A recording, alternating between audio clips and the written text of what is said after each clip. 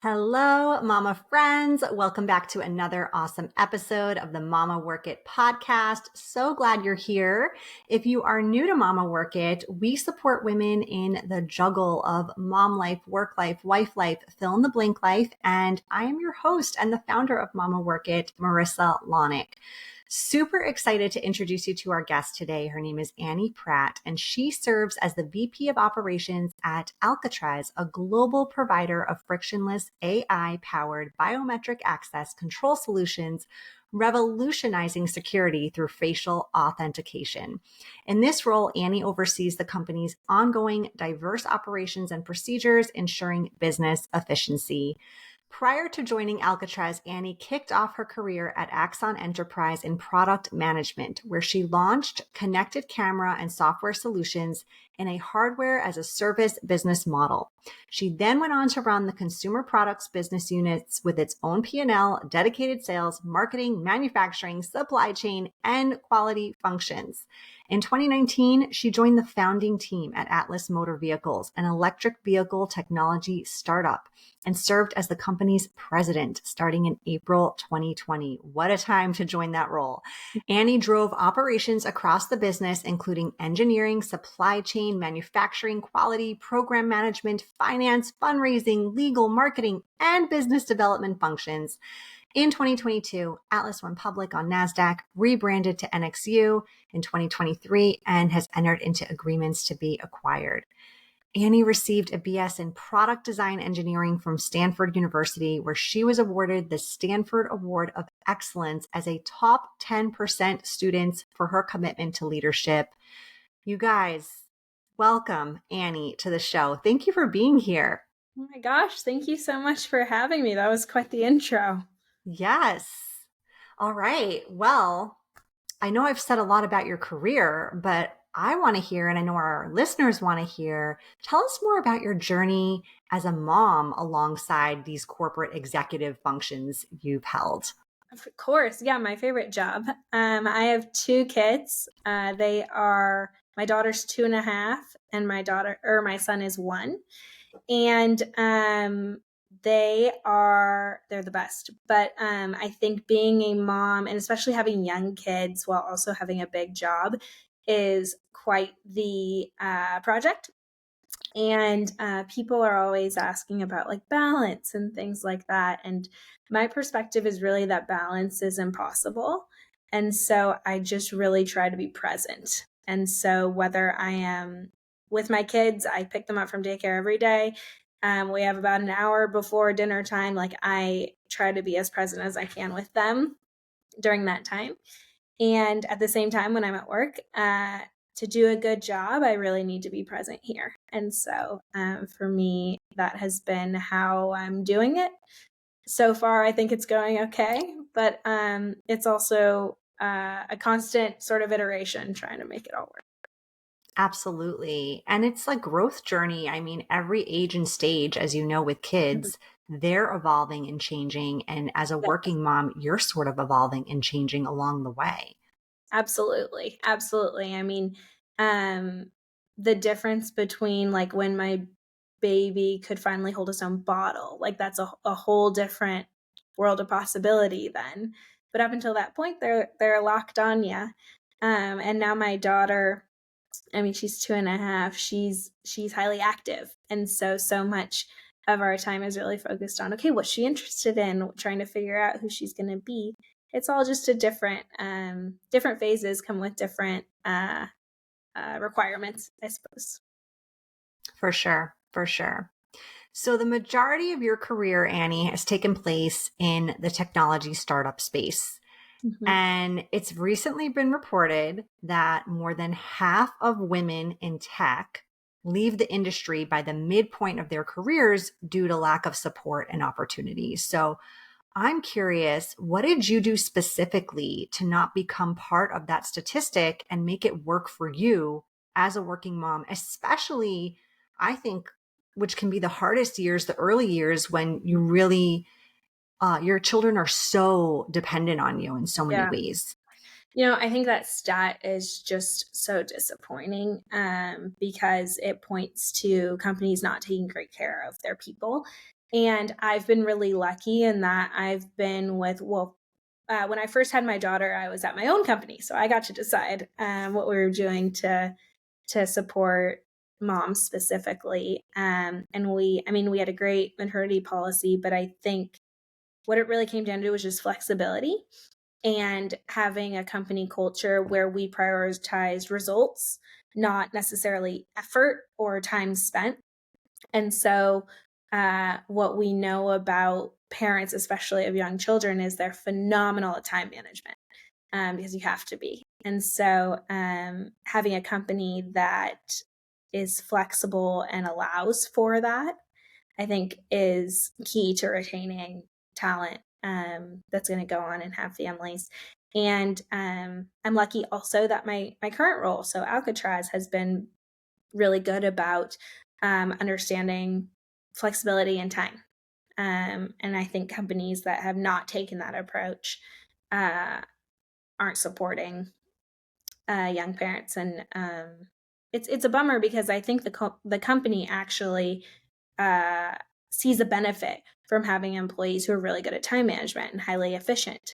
You don't necessarily want to have employees who are inefficient and wasting time. So seeing that as a strength with parents is probably a unique perspective. Absolutely. Yeah. And thank you for saying that, because I think a lot of times, especially working parents, like, we tend to feel this overwhelm or this sense of like we're failing at juggling all the things. And I think you hit the nail on the head where you said you inevitably have to be good at time management in some way, shape, or form, or you just wouldn't be able to function in the season you're in.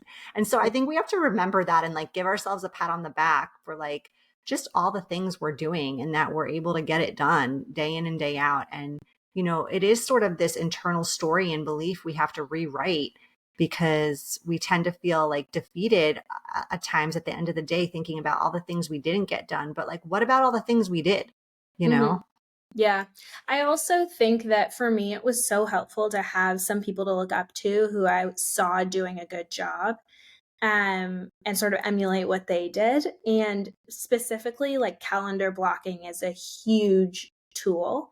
So on my calendar every day, I know at 4:15 I have to go pick up the kids, and it's blocked. I'm not available. In case of emergency, maybe I'll be able to answer my phone, but maybe not, because I might have two lunch boxes and like a crying kid, and I might not even have hands. So just having it on the calendar and sort of being really transparent with the people I work with has been really helpful.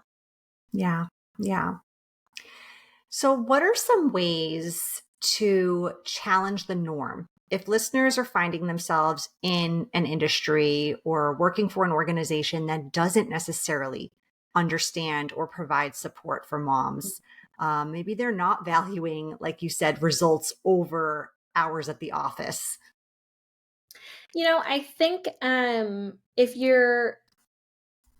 you're in a situation where the company doesn't operate that way and you're hoping to sort of implement change, leading with data is really helpful, um, and leading with results. So it's really hard for people to make an argument against results. That's why they're fantastic, and that's why I think making sure you have clarity around what is the job and then what does success look like allows you to then position yourself to clearly show, okay, things are going well. I'm doing a good job without having to work 80 hours a week.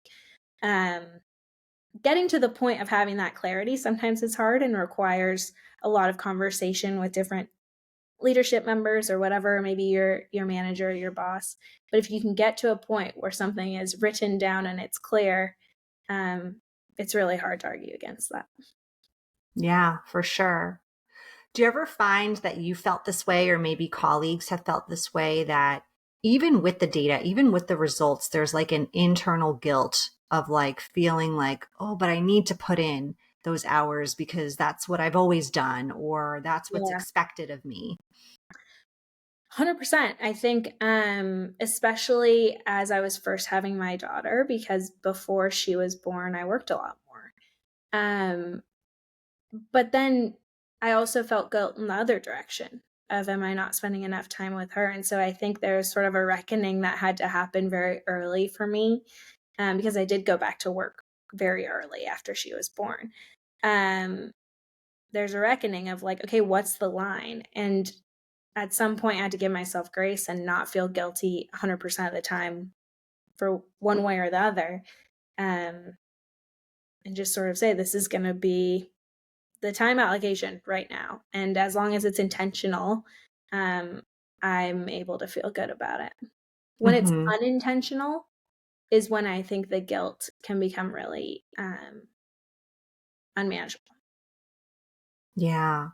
What's a good example that you've experienced between that intentional versus unintentional? I'm curious. Oh my gosh.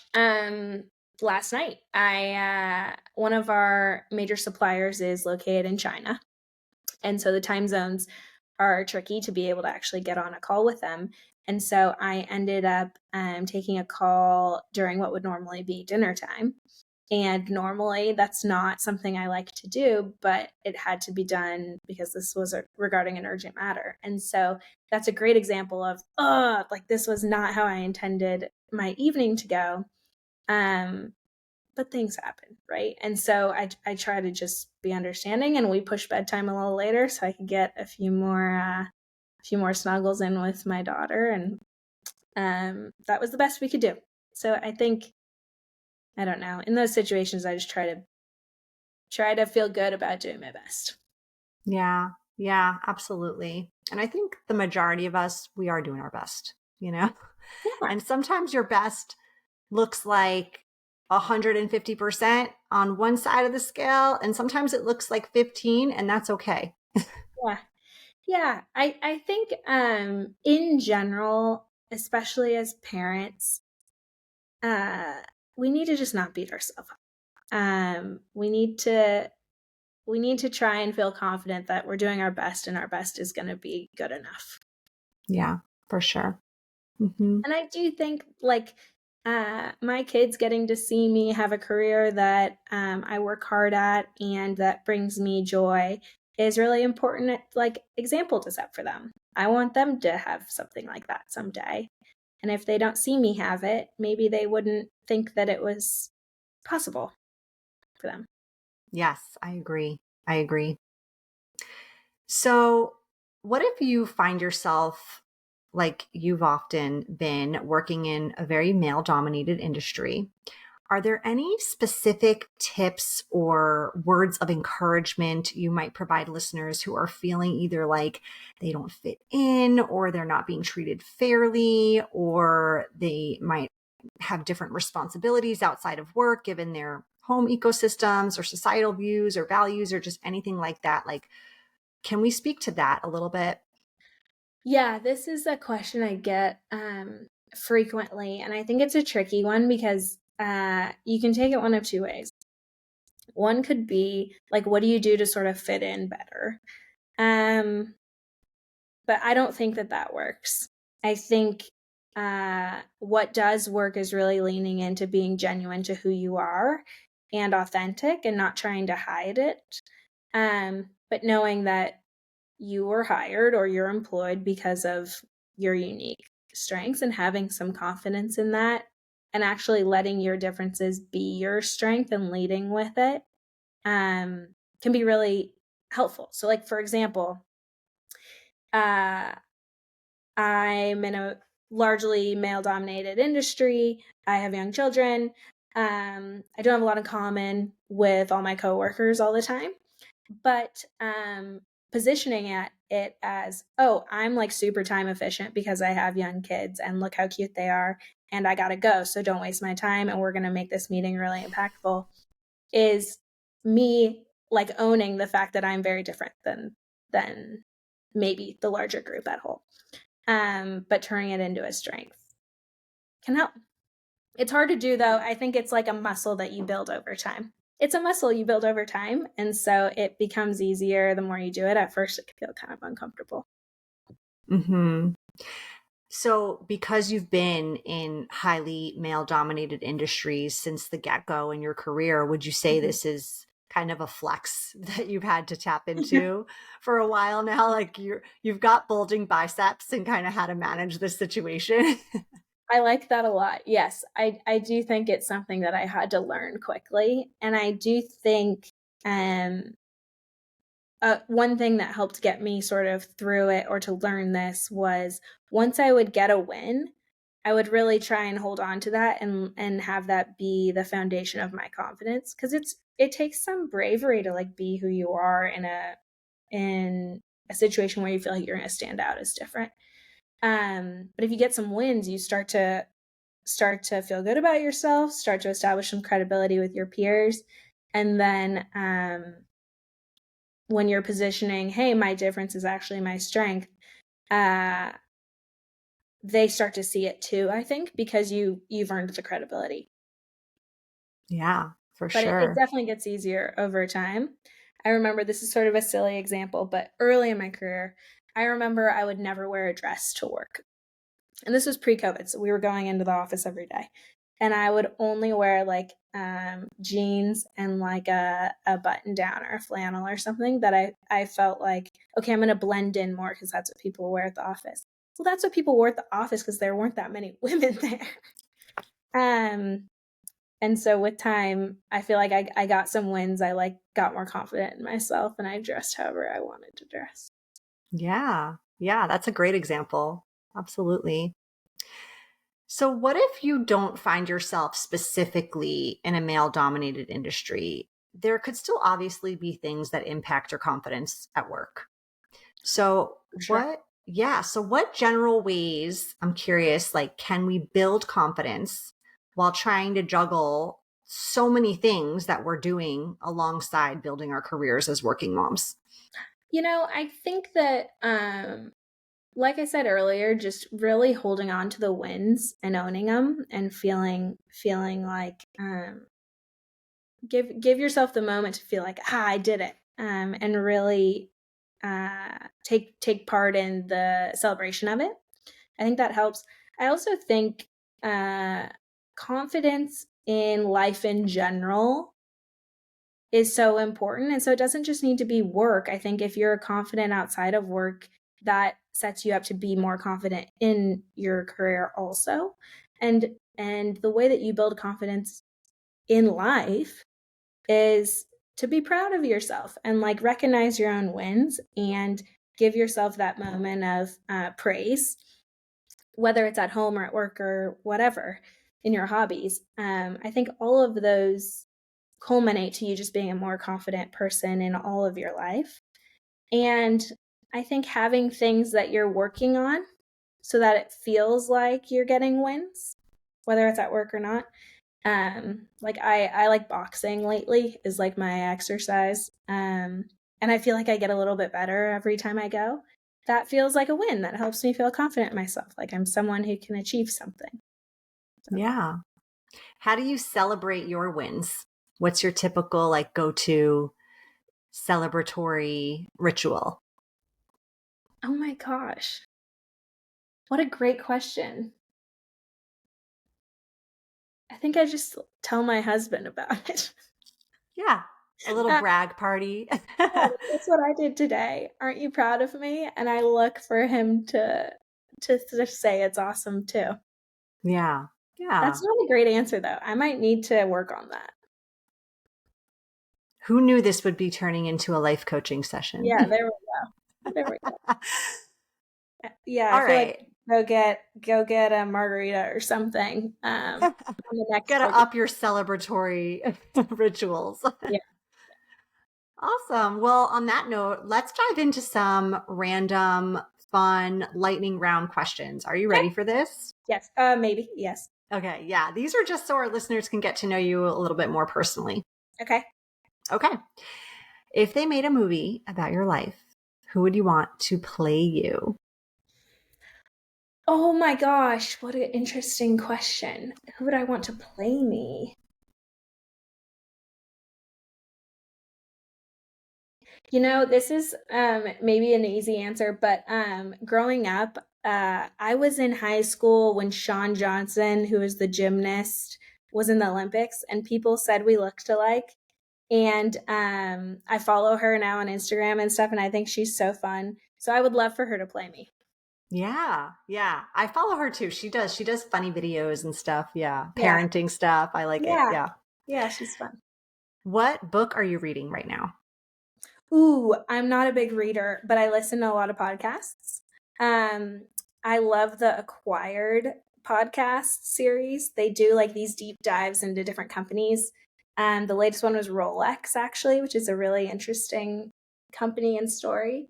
So I love that. And then on the lighter side, I have teed up the How to Giggle book by the Giggly Squad. They're like my weekend podcast type of content. Fun. I have not heard of that. I have to check that out. Thanks for It's the about rec. taking life less seriously, which I think we could all use a little dose of. Amen. Yes. Yeah. Do you have a guilty pleasure TV show? Oh my gosh, anything on Bravo. Yeah. Any other reality stuff, I love it all. All right. What about like a get it done song, like your motivated go-to song? Ooh, there's this song, it's called Final Song by, I think it's MO. It was a song that I listened to on repeat when I was gearing up for like my first big interview for a promotion. And when I was at Axon, so this was early in my career. And it has like stayed my go-to pump up song whenever I need to like get really fired up about something. Yeah. It worked, right? You're like, this is my good luck charm. It worked. I probably listened to it like on repeat for several hours before the interview. So it Oh, was wow. Yeah. You effective. really had it sink in. Yeah. Yeah. Love it. Love it. What's an app you can't live without? Bright Wheel. It's my kids' daycare app, and I get pictures of them learning and playing with their friends all day. Yay. Yeah, it's such a good one. All right. Last question. What's something most people don't know about you? Ooh. I grew up on a farm, which a lot of people know about me, but my dream is to end up back on that farm. So hopefully someday soon I'll have my family out in the country again. Love it. Thank Yeah. you so much, Annie, for sharing all that. Before we wrap up, can you tell our listeners where they can find you, learn more about you, connect with you? Absolutely. Yeah. Thank you for having me. I'd love to connect with people on LinkedIn. You just search Annie Pratt and I'm the one that shows up. So Amazing. Can't get more simple than that. And we'll pop the link in the show notes today. So thank you so much for being a guest and for sharing all about your journey and tips for other working mamas. We appreciate it. yeah, thanks for having me.